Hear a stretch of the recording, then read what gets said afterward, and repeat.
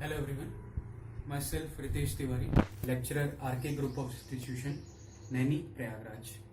Paramedical courses, X-ray technician courses और GNM first year courses के students के लिए उनकी ऑनलाइन क्लासेस को आगे कंटिन्यू करते हुए आज हम बात करेंगे एक नए टॉपिक की। एक नया टॉपिक आपके सिलेबस का जो स्टार्ट होगा जिसका नाम है ब्लड एंड बॉडी फ्लूइड्स। इससे पहले जो टॉपिक था एंडोक्राइन सिस्टम का, उसको हमने पिछले लेक्चर में, पिछले वीडियो में कंप्लीट कर दिया था। जितना भी चीज आपके सिलेबस में जो आपको पढ़ना था वो आपको बता दी गई थी, सारी चीजें, मैक्सिमम चीजें। अब हम लोग शुरू करते हैं आपके सिलेबस का एक नया टॉपिक जो कि इम्पोर्टेंट है, जो है ब्लड एंड बॉडी फ्लूइड्स। इस टॉपिक का नाम है और इसमें मेनली जो हम लोग पढ़ेंगे या जो समझेंगे वो मेनली हमारे ब्लड के बारे में पढ़ेंगे, हमारे रक्त के बारे में पढ़ेंगे कि ब्लड हमारा क्या कॉम्पोजिशन है, कैसे बना है, क्या क्या उसका फंक्शन है, कौन कौन से उसके पार्ट हैं, ब्लड क्लॉटिंग क्या होती है, ये सारी चीजें जो भी आपके सिलेबस में है वो हम समझने की कोशिश करेंगे। तो इसीलिए इस चैप्टर का नाम है, इस टॉपिक का नाम है ब्लड एंड बॉडी फ्लूइड्स। इसमें बॉडी फ्लूइड्स का भी नाम आ रहा है, बट बॉडी फ्लूइड्स के बारे में उतना डिटेल में आपको नहीं जानना है जितना आपको ब्लड के बारे में पढ़ना है। तो आज इसके फर्स्ट पार्ट में, पहले पार्ट में हम लोग स्टार्ट करेंगे।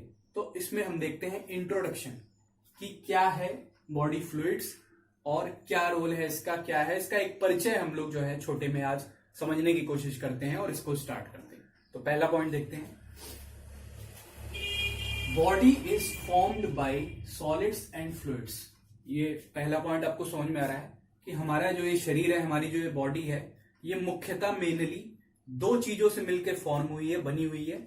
एक पहला सॉलिड चीजें, ठोस चीजें, और एक फ्लूइड, द्रव्य या लिक्विड। ये मेनली यही दोनों चीजें हैं जो मिल करके हमारी ये जो पूरी बॉडी खड़ी है, हमारा जो पूरा शरीर दिखता है, इसको बनाती है। कुछ गैसेस भी हैं बट वो उतना इंपॉर्टेंट नहीं है जितना ये सॉलिड और फ्लूइड। ज्यादा जो अमाउंट है, ज्यादा जो क्वांटिटी है, ज्यादा जो मात्रा है हमारे शरीर की जो बनती है, वो सॉलिड चीजें और फ्लूइड चीजें से मिलकर बनी है। Next point, fluid part is more than 2/3 of the whole body. अब ये दोनों सॉलिड और फ्लूइड, इन दोनों में भी जो फ्लूइड वाला हिस्सा है, जो द्रव्य वाला हिस्सा है, वो लगभग 2/3 हिस्से से भी ज्यादा हिस्सा जो हमारी बॉडी का है वो फ्लूइड से बना है। उसमें द्रव्य है, फ्लूइड पार्ट ज्यादा है सॉलिड की तुलना में। Next point, water forms most of the fluid part of the body. अब जितनी भी हमारी बॉडी में फ्लूइड है, जैसे आप एग्जांपल के तौर पे लें तो ब्लड है, वाटर है, लिम्फ है, हमारा सेरिब्रोस्पाइनल फ्लूइड है, वेजाइनल फ्लूइड है, सीमन है, ये सारे जितने भी फ्लूइड हैं, इन सब में जो सबसे इंपॉर्टेंट जो फ्लूइड है, जो सभी बॉडी फ्लूइड में पाया जाएगा और सबसे ज्यादा हिस्सा बनाता है, सबसे इंपॉर्टेंट है, वो है हमारा वाटर, हमारा पानी। तो हमारे शरीर में ऐसा कहा भी जाता है कि पानी जो है वो सबसे ज्यादा पाया जाता है। तो वाटर जो है, वो जो भी फ्लूइड है हमारी बॉडी की, उन सभी फ्लूइड का सबसे important, most of the part, सबसे ज्यादा हिस्सा जो बनाता है वो है पानी, water. Next point, in human beings the total body water varies from 45% to 75% of body weight. अब इन ह्यूमन बीइंग, हम लोगों में, अगर इंसानों की बात की जाए तो टोटल बॉडी वाटर हमारे शरीर में लगभग जो पूरा का पूरा बॉडी वाटर है वो वेरी करता है। मतलब उसको हम एक रेंज में लेते हैं, ठीक है। मतलब किसी इंसान में ज्यादा हो सकता है, किसी इंसान में कम हो सकता है, बट ये एक रेंज है जिसके बीच में हम लोग मानते हैं कि टोटल बॉडी वाटर जो है वो इतना होगा। वो एक मेजर करने का तरीका है। तो कितना, 45% से लेके 75%, ये रेंज है। 45 नीचे और ऊपर 75। 45% से 75% की जो रेंज है, उसके बीच में ही जो है वाटर, कितने का, हमारे पूरे बॉडी वेट का, जितना भी वजन है उस इंसान का, ह्यूमन बीइंग का, उसका 45% से 75% के बीच में हिस्सा जो है वो क्या होता है उसके शरीर में, वो वाटर का बना होता है, पानी होता है। Next point, total quantity of body water in an average human being weighing about 70 kg is about 40 litre. अब ये एक मेजर करने का एक तरीका, ये अनुमान करके जो है अप्रोक्सीमेट करके बताया गया है कि total quantity of body water, हमारे शरीर में टोटल क्वांटिटी, पूरी टोटल जो मात्रा है वाटर की वो कितनी होगी। औसतन अगर हम देखें तो एक ह्यूमन बीइंग, एक इंसान, एक प्राणी, एक आदमी जिसका वजन लगभग 70 किलो हो, 70 किलो का अगर कोई ह्यूमन बीइंग है तो उसकी बॉडी में लगभग 40 लीटर के आसपास पानी होना चाहिए, ये कैलकुलेशन के हिसाब से, ठीक है। बट ये एक अप्रोक्सीमेशन है, ठीक है। आप इसको ये चीजें कंफर्म मत मानिए कि 40 ही 40 होगा। ये चीजें जो है क्वांटिटी ऑफ वाटर, ये सिचुएशन के हिसाब से, इंडिविजुअल के हिसाब से, अलग अलग आदमी में अलग अलग वेरी करेंगी। एक लाइफ में भी, हमारे शरीर में भी जो है किसी समय पानी ज्यादा हो सकता है, किसी समय कम हो सकता है। तो सिचुएशन के हिसाब से, वातावरण के हिसाब से, कई कंडीशन के हिसाब से ये चेंज कर सकता है। बट अगर हम अप्रोक्सीमेट माने तो अगर कोई 70 किलो का इंसान है तो उसकी बॉडी में लगभग 40 लीटर के आसपास पानी होना चाहिए।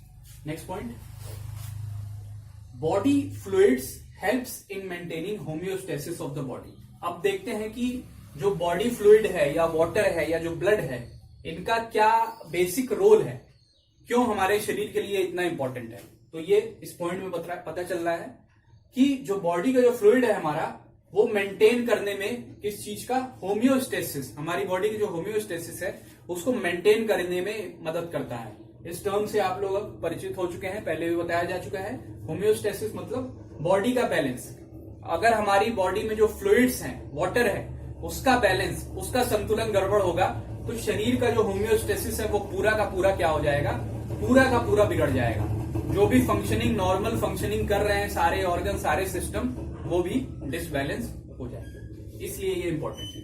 नेक्स्ट पॉइंट देखते हैं, body fluids forms the transport medium by which nutrients and other essential substances enter the cells and unwanted substances come out of the cell.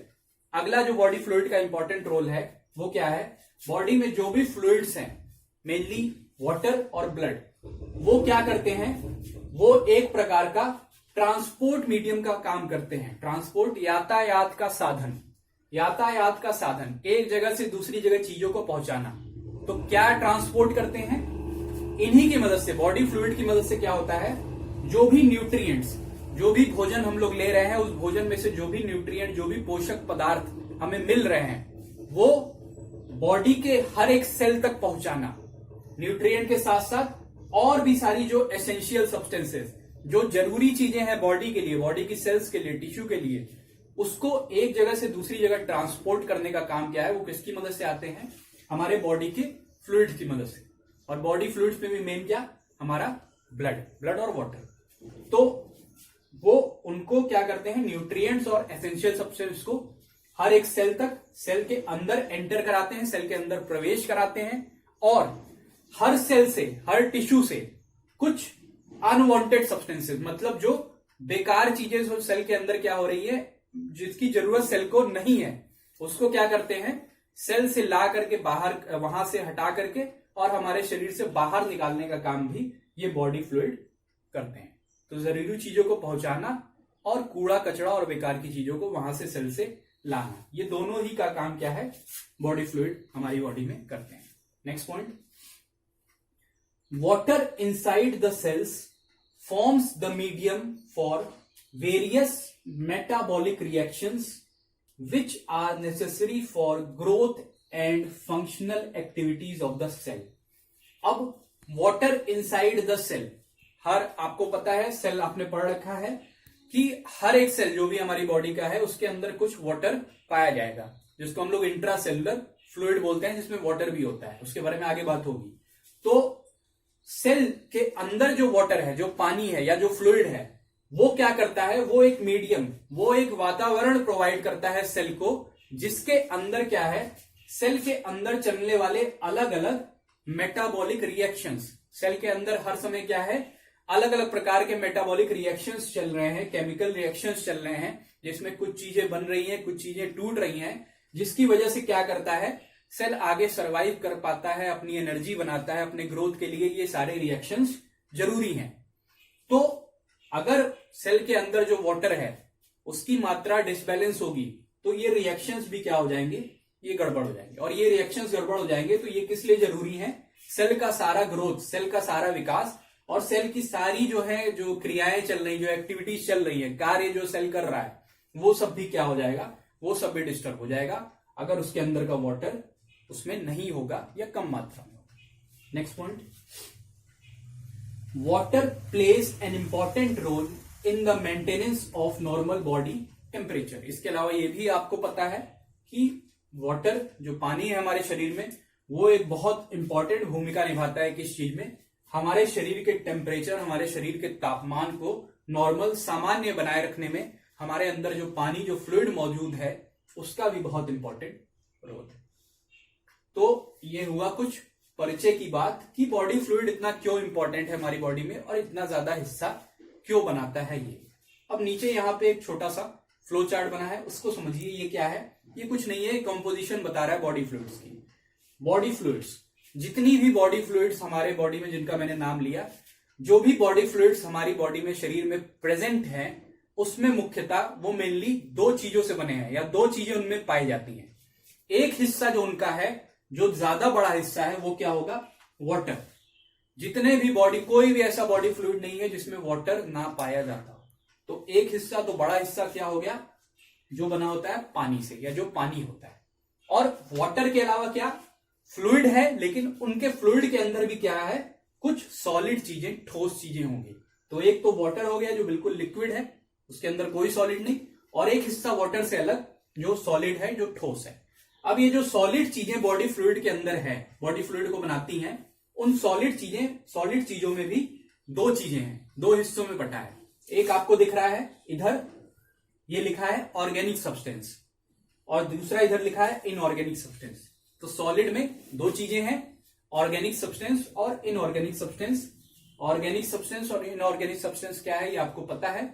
Basic difference दोनों में अंतर क्या है, ऑर्गेनिक सब्सटेंस, ऑर्गेनिक चीजें वो जिनके स्ट्रक्चर में कार्बन पाया जाएगा, कार्बन हाइड्रोजन बॉन्ड होगा, और इनऑर्गेनिक सब्सटेंस वो जिनके स्ट्रक्चर में कार्बन नहीं पाया जाएगा।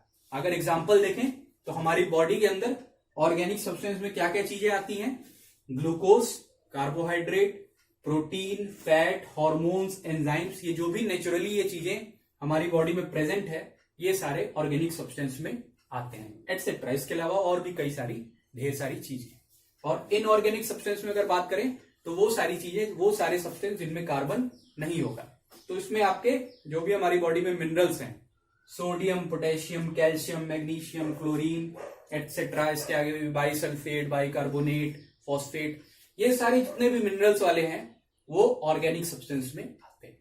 तो ये हुआ बॉडी फ्लूइड्स का मोटा मोटा कॉम्पोजिशन और बेसिक परिचय कि बॉडी फ्लूइड या वाटर का हमारी बॉडी में क्या रोल है और किस क्वांटिटी में, कितने के आसपास वो होना चाहिए। तो ये आज का पहला क्लास जिससे हमने ये टॉपिक स्टार्ट किया। अब इसी तरह आगे करके इसी टॉपिक को हम लोग, जैसे हम एंडोक्राइन सिस्टम चल रहे थे, उसी तरह एक एक पार्ट करके इसको भी आगे समझने की कोशिश करेंगे। जितनी भी चीजें आपके सिलेबस में है उसको ब्रीफ में सारी चीजों को बताने की कोशिश करते। तो इसके साथ जुड़े रहिए हमारी ऑनलाइन क्लासेस के साथ। आगे ये क्लासेस इसी तरह कंटिन्यू रहेंगी।